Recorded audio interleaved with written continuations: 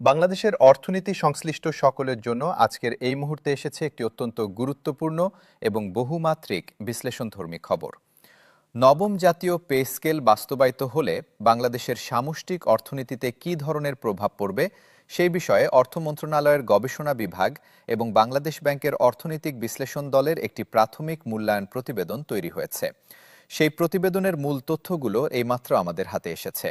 নবম pay scale বাস্তবায়নের ফলে মুদ্রাস্ফীতিতে কী প্রভাব পড়বে, সরকারের রাজস্ব ব্যয় কতটা বাড়বে, বাজারে ক্রয় ক্ষমতা কিভাবে পরিবর্তিত হবে, বেসরকারি খাতের উপর কী প্রভাব পড়বে এবং দেশের সামগ্রিক অর্থনৈতিক প্রবৃদ্ধিতে এটি কতটা ভূমিকা রাখবে, এই সকল প্রশ্নের উত্তর আজকের এই প্রতিবেদনে বিস্তারিতভাবে তুলে ধরা হবে।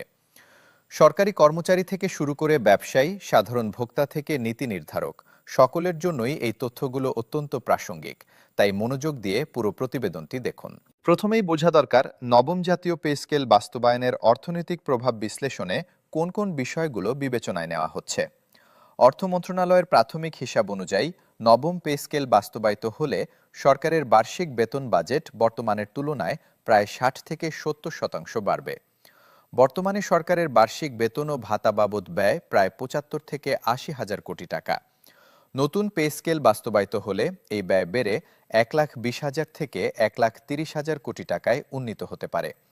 এই বিশাল অতিরিক্ত ব্যয়ের অর্থ কোথা থেকে আসবে, কিভাবে সংগ্রহ করা হবে এবং এর ফলে সামগ্রিক অর্থনীতিতে কি প্রভাব পড়বে, সেটাই আজকের প্রতিবেদনের মূল বিষয়। নবম পে স্কেল বাস্তবায়নের সবচেয়ে তাৎক্ষণিক এবং সবচেয়ে ব্যাপক প্রভাবটি পড়বে বাজারের ক্রয় ক্ষমতায়।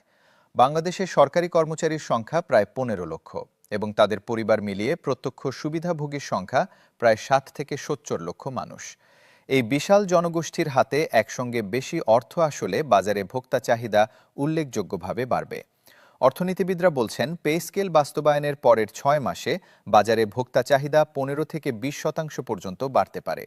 এই বাড়তি চাহিদা খাদ্যপণ্য, গৃহস্থালী সামগ্রী, ইলেকট্রনিক্স, পোশাক এবং বিনোদন খাতে সবচেয়ে বেশি অনুভূত হবে।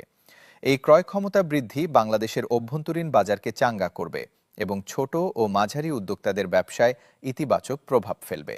মুদ্রাস্ফীতির উপর পে স্কেলের প্রভাব নিয়ে বিশেষজ্ঞদের মধ্যে দুটি ভিন্ন মত রয়েছে। একটি পক্ষ বলছেন যে নবম পে স্কেল বাস্তবায়নের পরে অল্প সময়ের মধ্যে মুদ্রাস্ফীতি বাড়বে। তাদের যুক্তি হলো, একসঙ্গে বাজারে এত বেশি অর্থ আসলে চাহিদা বাড়বে কিন্তু সরবরাহ একই থাকবে, ফলে দাম বাড়বে। তারা অনুমান করছেন যে পে স্কেল বাস্তবায়নের পরের ১ বছরে মুদ্রাস্ফীতি বর্তমানের তুলনায় ২ থেকে ৩% পয়েন্ট বাড়তে পারে।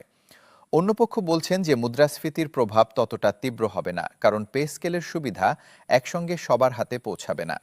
পর্যায়ক্রমে বাস্তবায়ন হলে বাজারে চাপ কমবে। বাংলাদেশ ব্যাংকের বিশ্লেষকরা বলছেন যে সুচিন্তিত মুদ্রানীতির মাধ্যমে পে স্কেলের মুদ্রাস্ফীতি প্রভাব নিয়ন্ত্রণে রাখা সম্ভব। সরকারের রাজস্ব ঘাটতির বিষয়টি নবম পে স্কেল